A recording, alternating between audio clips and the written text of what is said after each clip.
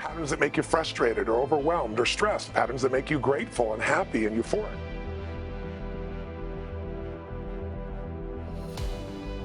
I've had so much, but I think one of the most important ones was early in my life. One of my mentors, a man named Jim Rohn, said, all you have to focus on in your life is find a way to add more value than anybody else does, and you'll never have to worry about anything. Be the person that does more for others, and life will just be anything you want out of it. It really is what it is. And he also said the way to do that is every day work harder on yourself than anything else.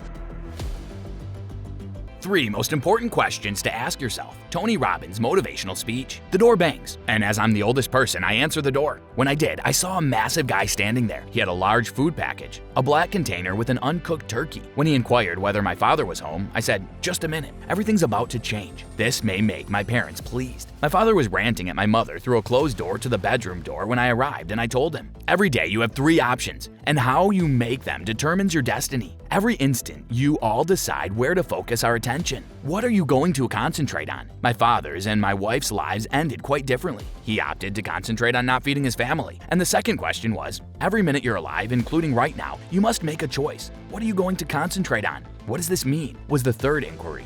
What does it imply? My father decided to concentrate on Aki Adams and his family that day, and I know what meaning he gave. He repeated, Aki was useless because he wasn't caring for his family. He chose to leave our family shortly after, which was the worst event of my life. It was the most devastating feeling I'd ever experienced. At that moment, I realized that the worst day of my life, when my father left, may also be the finest day, since I wouldn't be here today if he hadn't departed. As a result, I have the desire and motivation to live this life. Tony said that all you need to do in life is discover a way to offer more value than everyone else, and you will never have to worry about anything else. He also said that the best way to do this is to work harder every day than you or anybody else, since being wiser, more valuable, and more competent allows you to provide more value to others. Because if you become more intelligent, more valuable, more skilled, you can add more value to other people. I'm in a cryotherapy. I don't know if you're familiar with it. So for people who aren't, I'm on stage 50 hours in a weekend. I got 10,000 people. I do 26.5 miles on one day. It starts at 8:30, goes to literally 1 o'clock in the morning. I do 22 miles 2 days before. So it's like ultra marathon.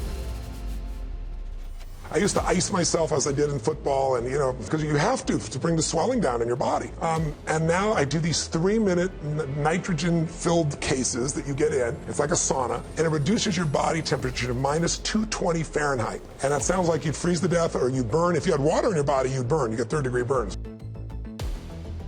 But there's no moisture, and it is amazing. It was developed originally for people with arthritis. I got one from my mother-in-law who had all these problems, no more arthritis challenges. So I started using it. It gives you endorphins, it resets your system. It's an extraordinary piece of technology. It's expensive, but you can go to centers that are showing up all over the US. Most of the athletes, the Lakers and so forth, they're starting to use these.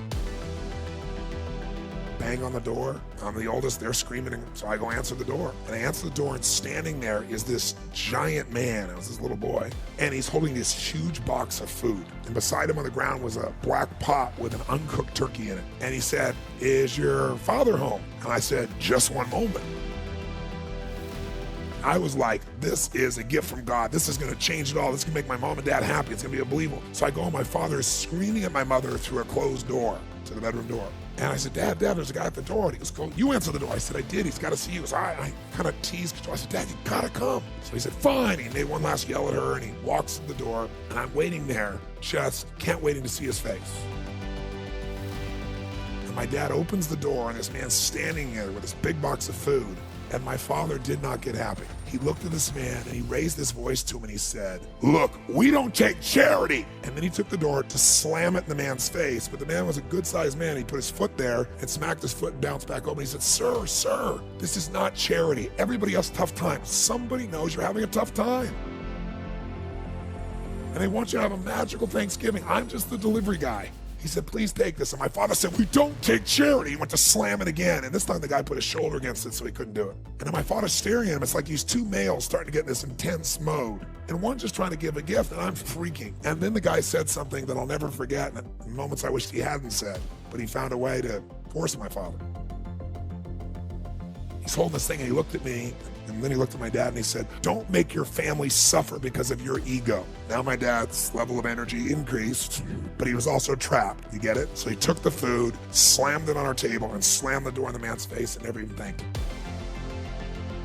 And then I thought, years I figured out, our whole life is shaped by decisions. That's what we've talked about today, right? But there's 3 decisions you're making every moment you're alive.